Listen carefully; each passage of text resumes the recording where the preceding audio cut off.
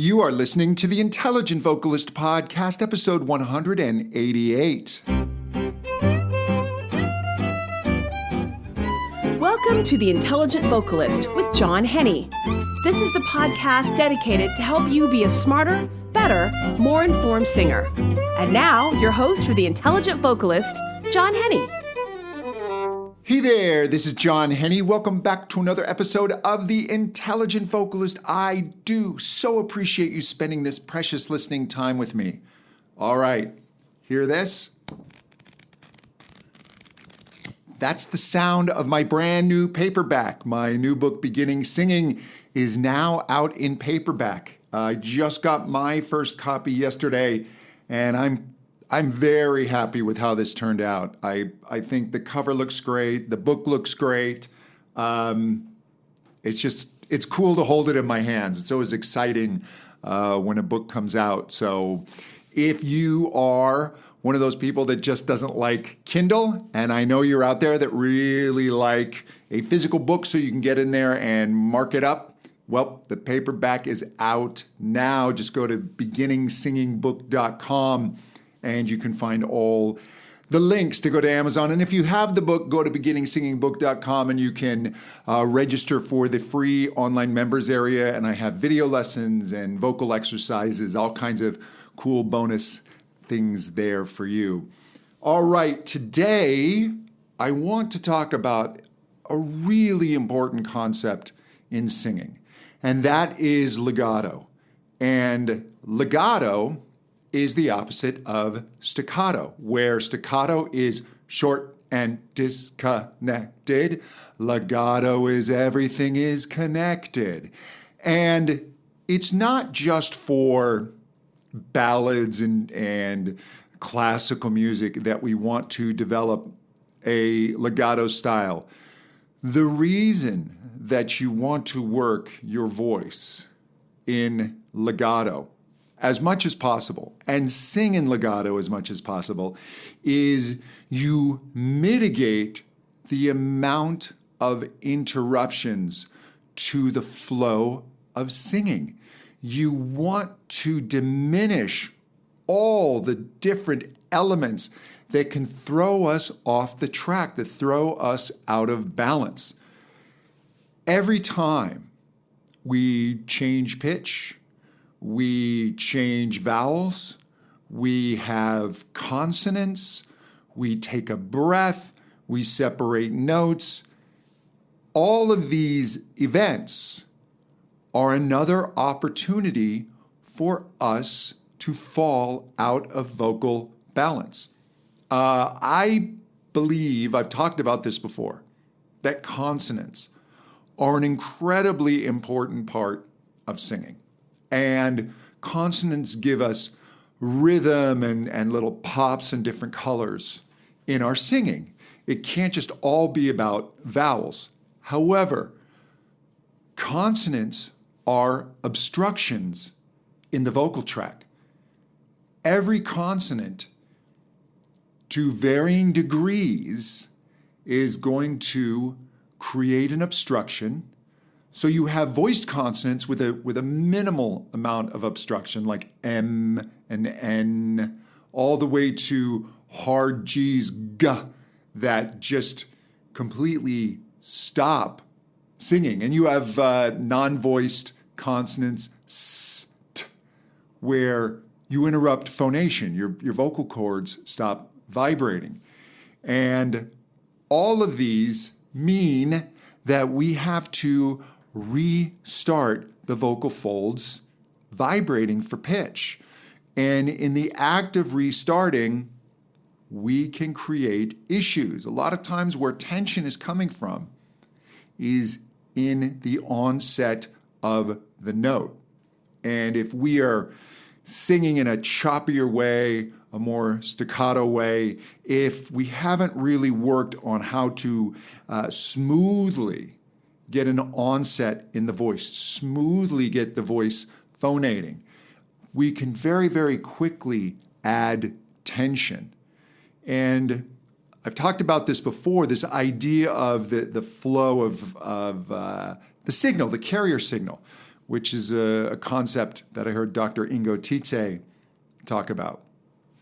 And then you don't want any element to be bigger than the carrier signal of singing. So if I'm singing a note and I go to change pitch, and I change pitch in such a way that I overmuscle and I overshoot, and that disrupts the carrier signal of singing, I'm going to go into the ditch with my song. And you can feel it. I'm sure you've probably experienced you're singing a song and everything's feeling good, and then a little bit of tension starts to creep in, and then a little more. And before you get to the end of the song, everything is clamping up. It's almost this cumulative effect, and it feels like you can't let go of the tension or the whole song is going to fall apart. So the idea is to eliminate this in the first place. So if you practice legato, you can go a long way to diminishing these interrupting events. And one of the first things you want to do is really focus on the vowel and the purity of the vowel. And if you have words that are diphthongs, where you have two vowel sounds together, I, O, you want to stay, usually, unless there's a musical reason not to, stylistic reason, you stay on the first vowel sound. So it's not I, it's I, and then you just do the E at the very end, or no. It's just the oohs at the very end. And you want to purify these vowel sounds. You want to stay almost static with the vowel. You don't want the vowel wandering. And words that have voiced consonants, especially L's like fal, you don't want that tongue drifting. You want to stay in that pure ah. And then the consonants are just very, very quick. And you want to diminish their impact. I do YouTube reaction videos. Yeah, I know it's a little cliche, but they're kind of fun. And they get a lot of views. And while I was doing my book, I definitely did not do as many. And now that the book is out, I just did a little burst of them. And people wanted me to do this band, Nightwish, which is, they're from Europe. I think the Netherlands or around there. Please don't get angry with me. Their fans are really hardcore. The Nightwish army is like a literal army. So, but they've got a really nice fan base. They're very supportive. But I was analyzing the singer, Floor Jansen, and she is just remarkable. And I did an epic song of theirs. It's like 14 minutes long, called The Poet and the Pendulum. And after I did a reaction video, I thought, you know what? I want to go back and just highlight a few spots and really focus on what Floor does with the vowels, because she's just masterful with vowel tuning and vowel modification. And I picked a few places. And I made a video. I think I called it for hardcore Nightwish fans only and vocal geeks. You can just go look up John Henny vocals on YouTube, or I'll put the link here in the show notes. Just go to johnhenny.com/188 for episode 188. And in one of the sections I break down, Floor's doing this amazing belt, and she's up belting like crazy up on this high D5, which is the D, the octave above middle C, and she's just roaring on it. But if you listen very, very closely, not only is the vowel tuned very well, but she just stays in this pocket. She takes everything towards this kind of condition, so that the vowels aren't popping around between ooh, ah, e, between narrow and wide, and interrupting the flow of her singing. And then she really diminishes the impact of the consonants. So she finds that pocket and just flows in it. And then she's a really smart singer. So she doesn't allow herself to be pulled out of that pocket. And she employs a beautiful legato approach where everything is connected. And I remember when I was first taking voice lessons and trying to get the concept of legato together. And what I would do is I would walk around and talk to myself. I did this in private because many things we do as singers look to the outside world like we are losing our minds. But I would talk like this and just connect everything, holding out the vowels, consonants very, very quick, not giving them a lot of weight. And by what I mean by a lot of weight is if I have to sing something with hard G's, like got good, I'm not going to go, got good. You soften those. Got good. You just barely touch the tongue up to the soft palate gently so that you're not doing these intense G's. Now, sometimes in vocal exercises, you'll use a harder G to give a little more resistance to the air. And when you're practicing legato, watch that you don't fall apart to breathiness. That's pretty easy to do. Breathy singing, it's probably a good topic for another podcast, but breathy singing is relatively easy to do.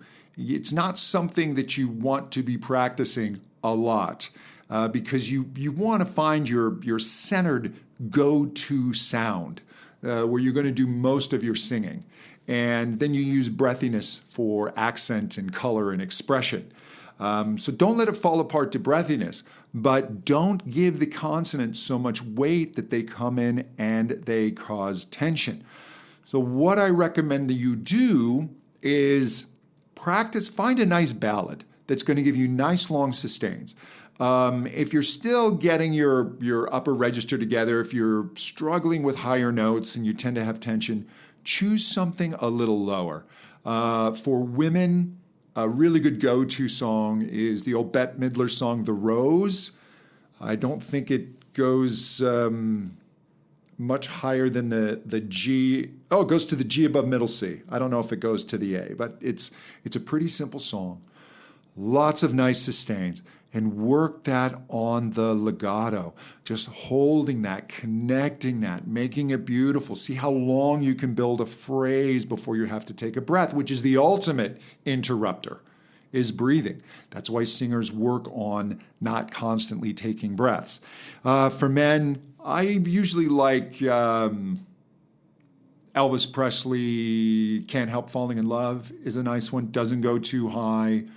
On the Street Where You Live, from My Fair Lady, just something that's just a nice ballad, and work on that legato, flowing, connected, and seeing if you can diminish the interruptions of vowels, the interruptions of pitch change, that when you go to change pitch, you don't suddenly muscle up. It all connects through, and it can be very helpful to start thinking of it in terms of a phrase.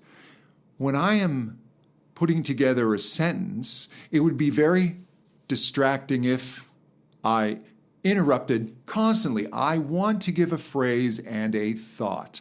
And when someone is talking, you can hear that they've come to the end of a thought or a phrase because there'll usually be a downturn in the vocal pitch. And so you know I'm done. You followed the phrase, and you want phrasing within your singing. So keep that legato and that energy through the phrase. A lot of times when singers are singing a line and they're worried about a higher note in the line, when they hit it, they're so happy with themselves and they've achieved the higher note, then everything just kind of the energy wavers at the end. And a lot of times at the end of the line, the notes just kind of die out. So keep your energy through, keep it through the sustains, be deliberate in how you end the final note of the phrase or the line. And within the legato, then you can start even developing within that phrase and legato line your dynamics and where you're going to swell and push and pull back. You can get really, really musical with this, but thinking in legato is really going to help you.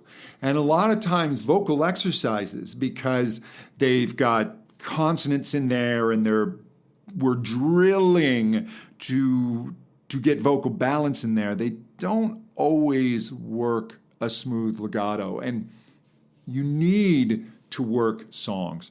Do not get just stuck on exercises. You got to come to songs and work the songs. That's how you get musical. You're not going to get musical through exercises. And applying legato to songs is a great way to build your technique and your musicality. And if you can't do the whole song, just do the verse. If the chorus is too high for you, that's fine. It's about just discovering the energy of legato, the focus through the legato, the purity of the vowel, the color, everything that singers want to do with a line. And it's a way for you, just taking it in small pieces, to be able to just really laser focus. And then you'll really get used to finding those pockets in your voice, and then you just ride that pocket, you just ride that balance, rather than feeling yourself buffeted all around and hanging on by your fingernails. So work on your legato this week. Hey, if you want to know more about me, please visit my website, johnhenny.com. Be sure to sign up for my email list. You get first crack at things like when I have a new book coming out or a new course. I also give updates when there are new podcasts or when I've done a new YouTube video. And so, yeah, people like it. The list just keeps growing and growing. You can get my free warm-up course there. Just go to the homepage. You'll see it there. I'll show you how to warm up with a straw. And if you are interested in voice lessons, my associate, Darlene Yam, has a few spots available. Just email frontdesk@johnhenny.com. And Tracy can take care of you. Just let her know you're interested in lessons with Darlene. Darlene has worked extensively with me, and her rate is less expensive than mine. So it's a great way to get fantastic lessons at a good price. And until next time, to better singing. Thank you so much. Bye-bye.